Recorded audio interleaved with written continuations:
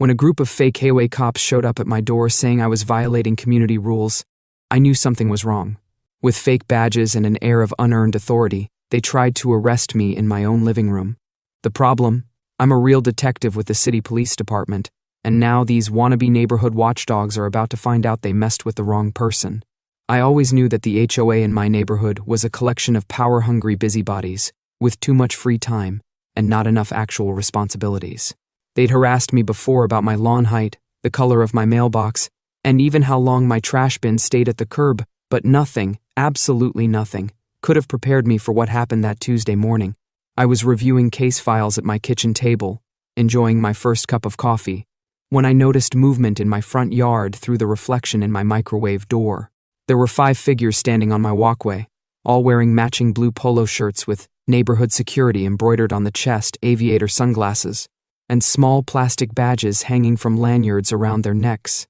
One was clutching a clipboard, another had what looked like a toy walkie-talkie strapped to her belt, and in the middle stood a woman with a blonde bob haircut, arms folded across her chest, wearing an expression like she'd just bitten into a lemon. Karen. She was clearly the ringleader of this neighborhood clown show.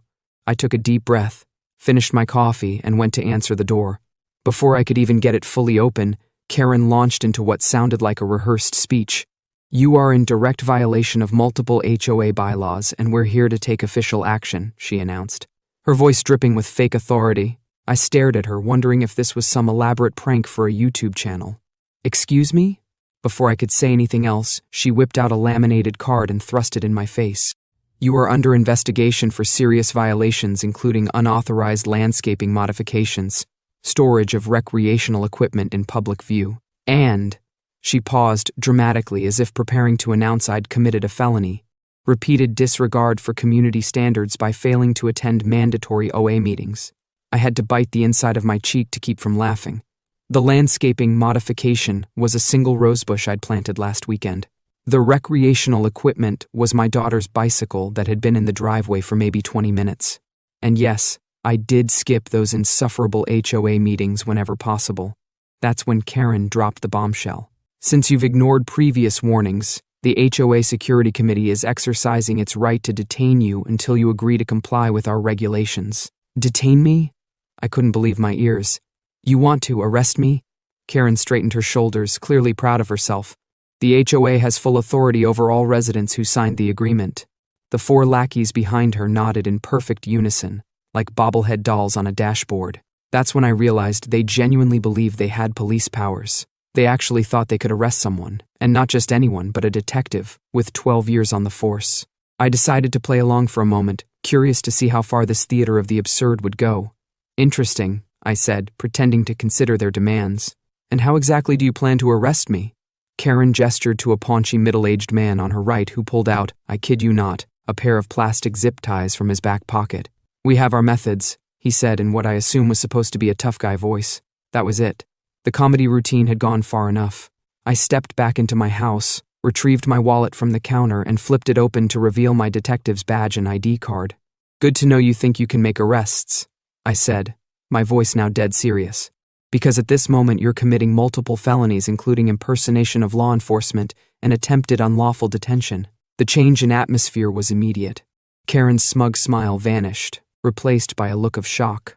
Her security squad exchanged panicked glances as the reality of their situation dawned on them.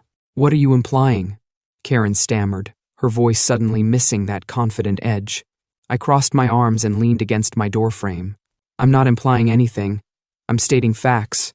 Unless you all disappear from my property in the next 10 seconds, I'm going to place you under actual legal arrest." The group stood frozen for a moment, then began backing away like startled rabbits. Karen, however, couldn't resist a parting shot. "This isn't over," she called as she retreated down my walkway. "The HOA will be discussing this at our next meeting." I watched them scurry away, shaking my head at the absurdity of what had just happened. But something told me this bizarre confrontation was just the beginning. If I thought that ridiculous arrest scene was the end of Karen's power trip, I was sadly mistaken. I've dealt with persistent criminals before, but Karen and her neighborhood patrol took stubborn to a whole new level. The first act of retaliation came the next morning. I stepped outside to grab my newspaper and discovered that my mailbox had been zip-tied shut with an out-of-compliance tag attached to it. The violation? Apparently, the black mailbox I'd had for 5 years was suddenly not an approved color, according to some rule they'd likely invented overnight. I cut it open with my pocket knife and went about my day. Later, when I returned from work, I found an official-looking envelope stuck to my Inside was a notice of multiple violations, with a list of fines totaling over $500 for everything from aggressive removal of HOA compliance markers to obstruction of community beautification efforts. They'd even included a mandatory education meeting about HOA policies that I was required to attend. I tore the paper into tiny pieces and dropped them into my recycling bin. If Karen wanted to play games, she was targeting the wrong homeowner. The next day, things escalated further. I came home to find my driveway blocked by orange cones and a plastic sign stating property under HOA review, no entry permitted. Standing across the street were 2 of Karen's security committee members, one filming with his phone as if documenting a police stakeout. I got out of my car, removed the cones, and placed them neatly on my neighbor's lawn. Within minutes, Karen herself appeared, marching toward me like she was leading a military parade. "You can't remove those. This is an official HOA sanction." I looked at her with genuine amusement. "Karen, in my own driveway? Really?" She thrust a laminated sheet of paper toward me. "This is a binding restriction. You can't just ignore community rules." I took a deep breath, deciding to explain this as simply as possible. "Karen, you have no legal authority to block access to my property. In fact, what you're doing could constitute criminal harassment and possibly even false imprisonment if you prevented me from entering my home." She puffed up indignantly, but before she could respond, I went inside and closed the door. Through the window, I could see her face turning an impressive shade of crimson. The situation took an even more absurd turn the following day. While at the station working on a case, I received a call from my partner who lived a few blocks away. "Hey, there are 2 squad cars at your house. Did you call something in?" I hadn't, of course. When I arrived home, 2 patrol officers, both rookies I recognized from the department, were standing on my lawn while Karen gesticulated wildly, pointing at my house. As I pulled up, I could see her performance falter slightly when she recognized my car. I stepped out, and the officers immediately looked uncomfortable. "Detective," one of them said with a nod, "We, received a call about a suspicious person with a weapon at this address." I glanced at Karen, who was now studying a nearby tree with sudden interest. "Let me guess," I said. "The call came from the HOA president?" The officers exchanged knowing looks. "Yes, sir. AMS Karen Thompson reported seeing someone matching your description brandishing what appeared to be a gun on the property." I sighed. "That would be me, with my service weapon, in my own home." The younger officer cleared his throat. "We figured as much when we got the address, but we had to respond to the call." I nodded. "I understand. You guys can clear this call as a false report." Then I turned to Karen. "And you should know that filing a false police report is a serious offense. The department takes a particularly dim view when those reports waste resources by sending officers to a fellow detective's home." For once, Karen seemed genuinely rattled. She opened her mouth to protest but thought better of it, retreating across the street without another word. But I knew this wasn't over. Karen wasn't going to back down until she either won or completely self-destructed in the attempt. And after the police report fiasco, I was certain she was planning something bigger. I didn't have to wait long to find out what it was. Just 2 days later, I was awakened at 7 a.m. by the sound of heavy machinery outside my house. I looked out the window to see a large excavator parked in front of my yard, along with a crew in hard hats placing stakes around my property line. I threw on some clothes and went outside, where I found, surprise, surprise, Karen overseeing the operation like a general commanding troops.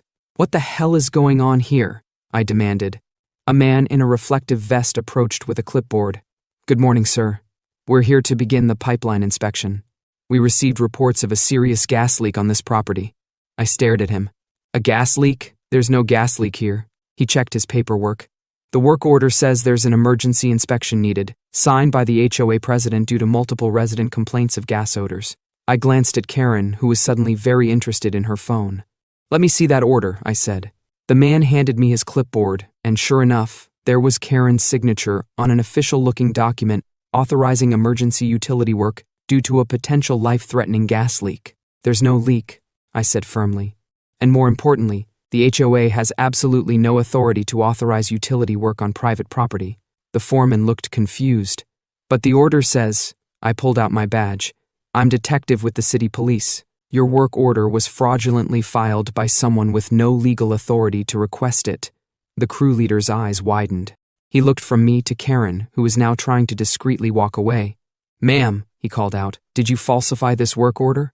Karen froze, then turned around with a forced smile. "I was just looking out for community safety. Better safe than sorry." I shook my head.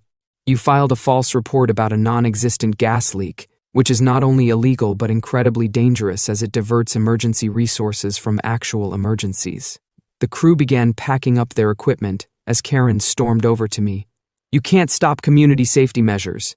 The HOA has every right. The HOA has the right to enforce reasonable aesthetic rules that homeowners agreed to, not to fabricate emergencies or impersonate utility officials," I cut in. "You're crossing lines that could land you in serious legal trouble, Karen." She stormed off, but not before shouting, "The board will hear about this." The following read letter informing me that the HOA board had voted to begin exclusion proceedings against me due to my pattern of hostile non-compliance and aggressive behavior toward community officials. According to the letter, they were taking steps to have me removed from the neighborhood entirely. I had to laugh out loud at the absurdity. The HOA had absolutely no legal mechanism to force a homeowner to sell their property or move out. This wasn't a cult compound, it was a suburban neighborhood, but apparently, Karen thought she was running some kind of feudal kingdom, where she could banish undesirables at will. Word spread quickly, and suddenly neighbors I barely knew were looking at me like I had a contagious disease. At the local coffee shop, I overheard someone whisper, "That's the guy who's fighting with the HOA. Karen says he might be dangerous." The situation had moved beyond annoying to genuinely concerning. Karen was actively trying to turn the community against me through rumors and misinformation. When the exclusion hearing date arrived, I decided to attend, just to see how far this farce would go. The community center was packed, apparently. I was now the neighborhood's main entertainment. Karen sat at a table at the front of the room with several other board members, a stack of folders in front of her like she was preparing to prosecute a capital case.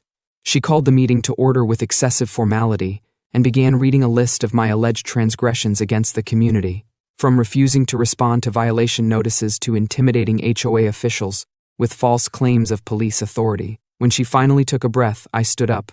"May I respond to these accusations?" Karen looked like she wanted to refuse but nodded stiffly. "First, let's be clear about something. The HOA has absolutely no legal authority to exclude, evict, or remove any homeowner from their property. None. That's not how property ownership works in this country." Murmurs rippled through the crowd. "Second, I haven't made any false claims.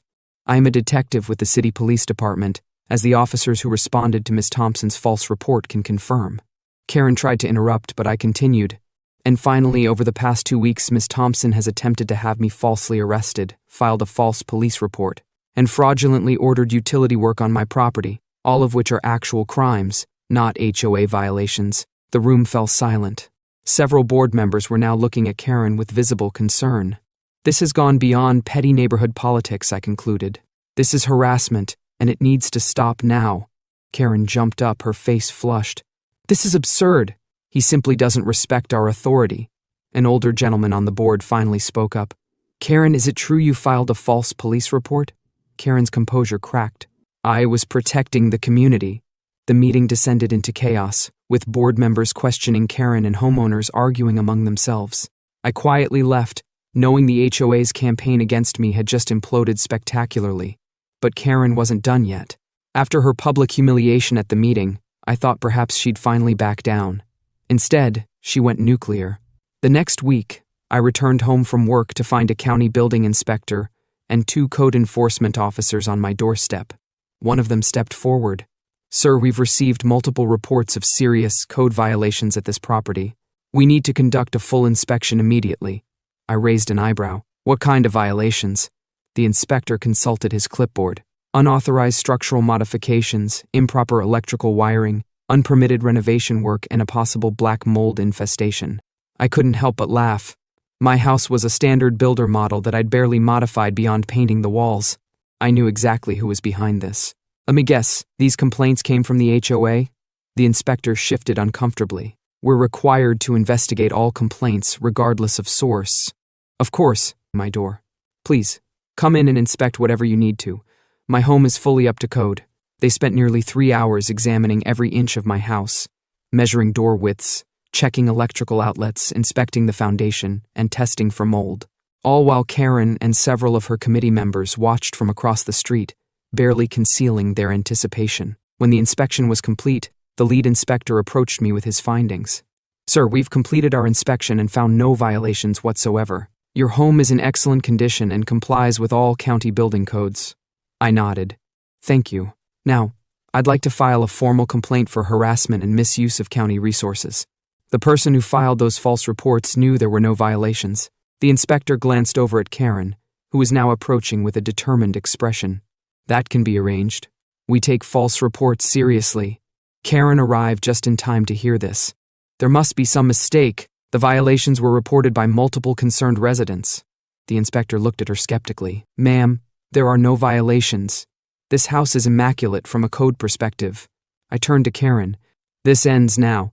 The next false report will result in formal charges for harassment and filing false statements." Karen's face contorted with rage, but for the first time, I could see fear in her eyes. She knew she'd crossed a line. "This isn't over," she hissed before storming off. But it was over. My formal complaint triggered an investigation into the HOA's practices, and what they found was far worse than anyone expected. Karen had been running the association like her personal fiefdom for years. She'd collected thousands in unauthorized fines that went into a special projects account only she controlled. She'd hired her brother-in-law's contracting company for neighborhood maintenance at inflated prices, and perhaps most damning, she'd never actually been properly elected as HOA president. She'd simply taken over when the previous president moved and never held the required election. When these findings were presented at an emergency HOA meeting, the community was in shock. Karen tried to defend herself, claiming everything was for the greater good of the neighborhood, but no one was buying it. As she became more desperate, she made the mistake of threatening to sue everyone present for defamation. That's when one of the county investigators who had been observing the meeting stood up. "Ms. Thompson, based on our investigation, we have reason to believe you have misappropriated HOA funds in excess of $25,000, which constitutes felony embezzlement." The room went silent. Karen's face drained of color as she realized the gravity of her situation.